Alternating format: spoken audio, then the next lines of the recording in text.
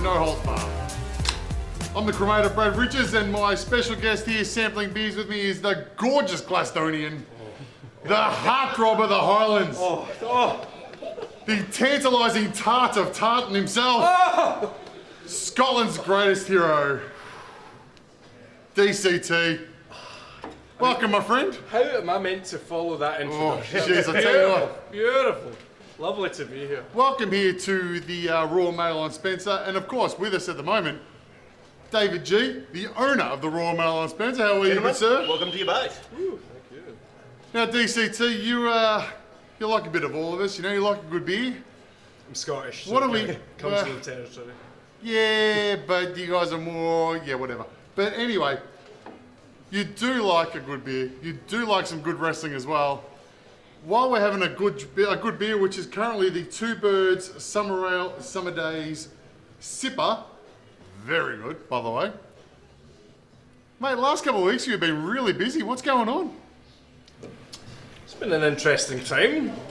Had a few big matches that have required a few big beers afterwards. Indeed. Where to begin? Where to begin exactly? Well, let me begin for you. Dan Severn, BCW. How's that back going, by the way? Because you were really carrying that match. Well, you know what they say. A good wrestler is someone who can wrestle a broom. I have finally wrestled a broom. Pretty sure you're wrestling a broom closet on that night. Anyway, believe it or not, we actually do have an audience here. They're just being really silent. They're not going to say anything. Be careful what you encourage. No, there you go. They're not going to say nothing. I'm pretty sure all these people want me to ask you the same question.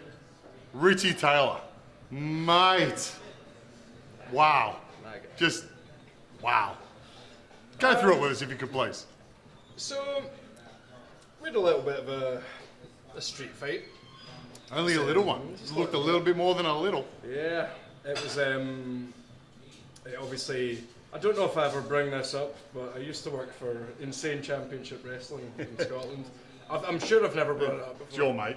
Yeah, He's not my mate, he's your mate. He knocked the beer out of my hand during the street fight. So hang on, we'll talk in a minute about who's mates with who.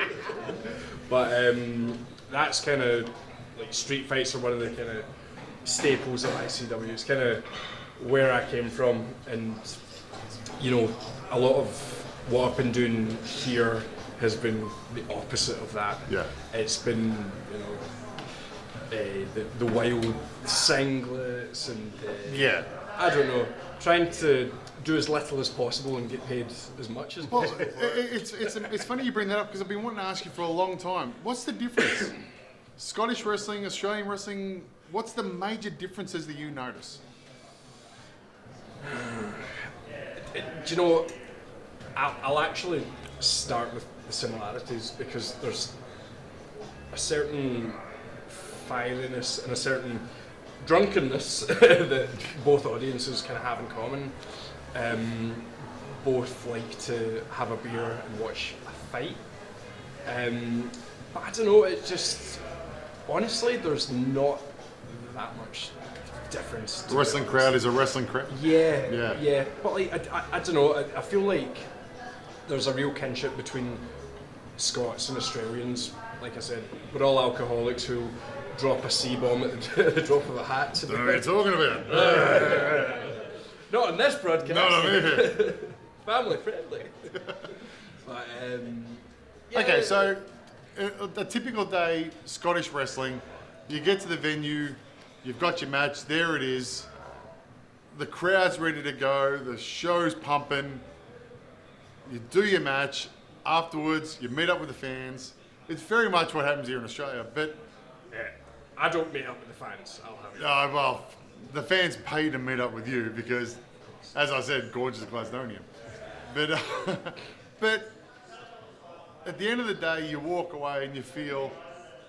Is it the same feeling? You walk away and it's like, not only did I give my best, but that crowd loved every second, and you fed off them and they fed off you. Is that the same feeling?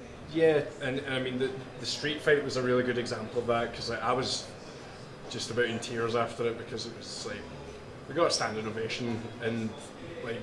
It was brilliant. It was great, fantastic, yeah. With my style of wrestling, you don't get a lot of standing ovations.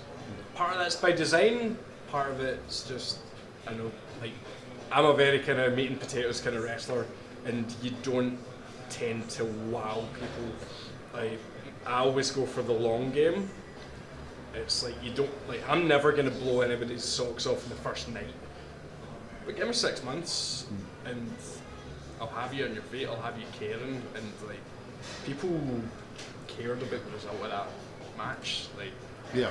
I mean, What beer do you have when you're picking thumbtacks out of your body later on, or is that more of a spirit? This is a more medicinal question. medicinal. Well, the perfect painkiller, I believe, I think on that particular night I went through a couple of Moondogs. I can't remember exactly. It was a little bit hazy, but I know I was Just drinking covering the some- Two Birds logo as we talk. but obviously, Two Birds would have been much better. But You just It's sneak easy across as to hell. Carwin for a quick 15-minute break over at Carwin, at the back of Thornbury there. Okay, so you've had this great big match, and as you said, you felt emotional afterwards. And look, I've been in that situation myself.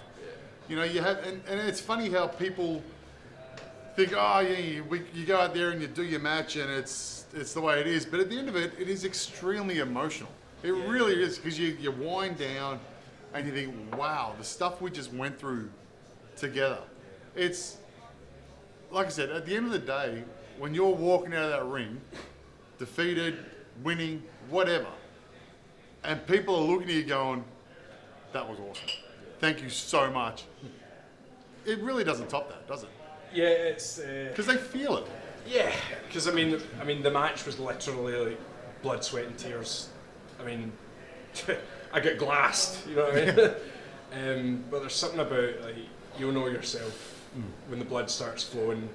So people take it one of two ways: either it knocks them on their arse, or it really gets them going.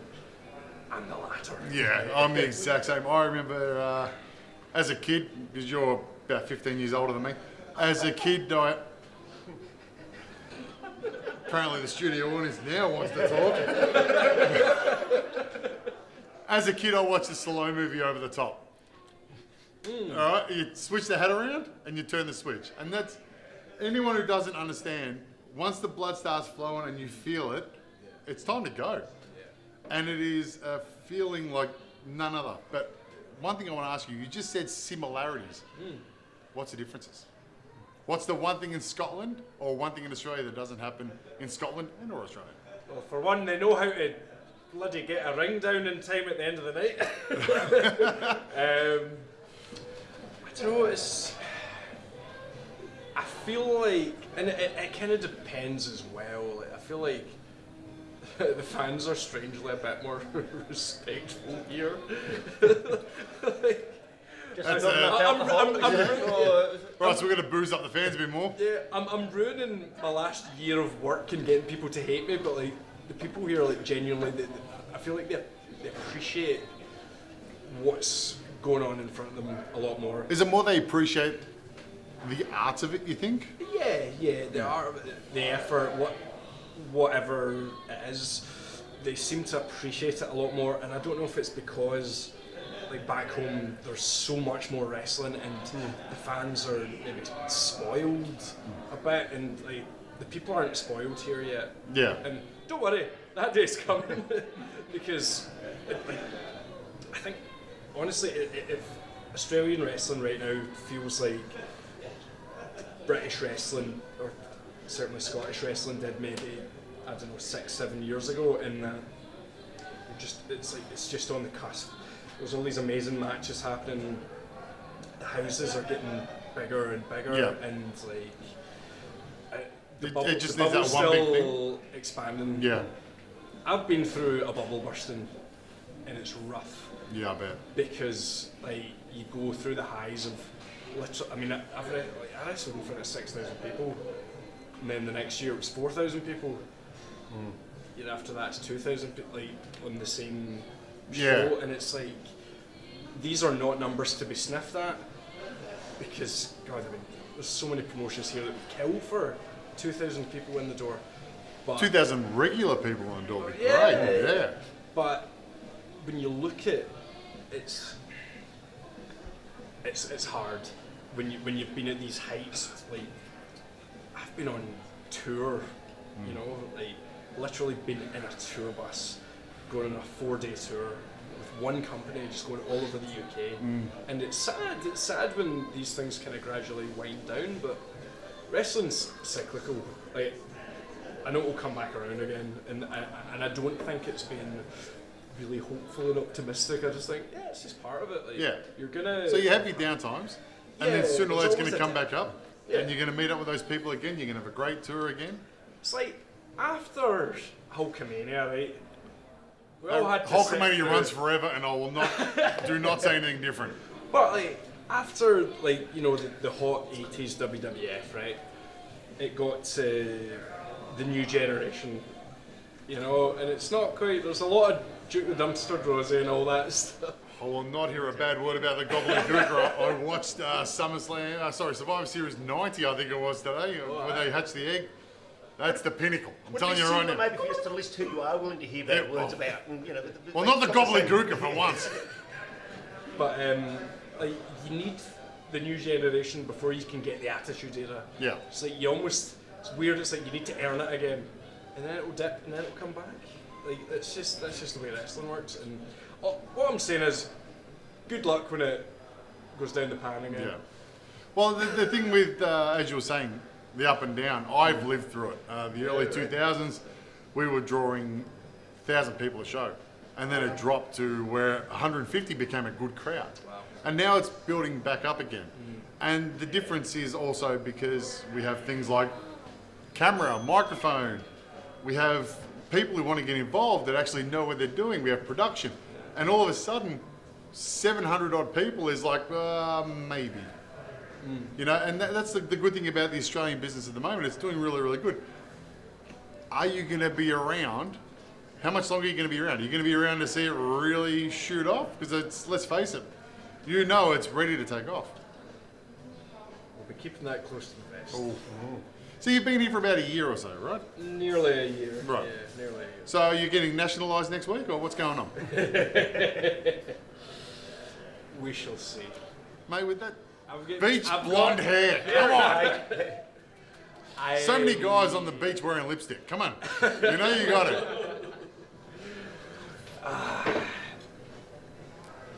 There's I think it's all we I have time don't- for I today. think it's Yeah. good. Got it. all I'll say is, like, I don't believe in staying anywhere for too long.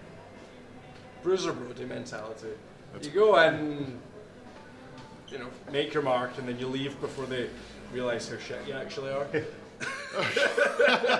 Okay, so jumping on that, if you do leave tomorrow or next month or next year, you want to come back? Oh yeah. This feels like second home Yeah. to me now. Like, definitely. It's You text me all the time. well, that's true. Yeah. Literally a group chat where we talk about We talk about alcohol all the time. But no, like Australia, I mean, specifically Melbourne has become, I don't know, definitely like a home away. It's from not a home. holiday anymore, is it? Oh, it's not at all. This feels like home.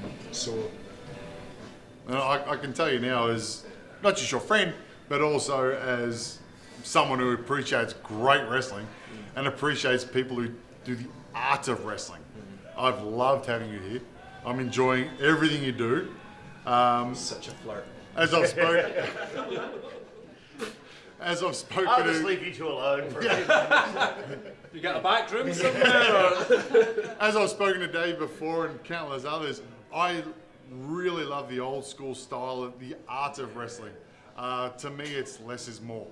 And don't get me wrong, guys like Robbie Eagles and all them, I love watching them. They are amazing. But if you can put a headlock on for 10 minutes and mean it, to me, and with the crowd's like ripping his head off, that is an art. And sir, I think you are an absolute artist. It's been a pleasure having you here. You're leaving tomorrow, you're coming back the next day, that's fine, whatever, I don't care. Thank you for being here, mate. Really appreciate it. Thank you very much. I know you got some more stuff to do tonight. Andy's going to tee it up. Don't worry about Andy. Ladies and gentlemen, that is the beer review. But we didn't review the beer, by the way, but it's good, isn't it? It's good. It's good. Django! Thank you, everyone. That was freaking perfect.